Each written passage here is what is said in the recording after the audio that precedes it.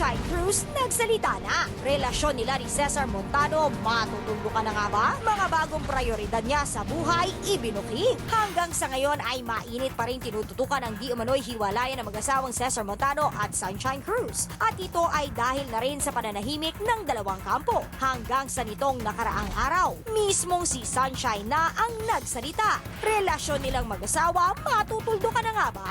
Inaayos na ng mga abogado namin ang mga papeles na kailangan. Sa ngayon, sa bahay pa namin ako umuwi, pero isa sa mga araw dito ay lilipat na rin kami ng mga anak ko.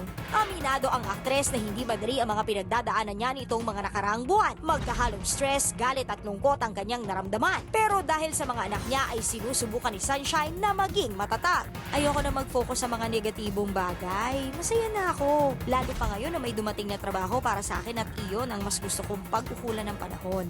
Pagdidiin pa ni Shine, sa ngayon, trabaho at mga bata na lamang ang aking priority.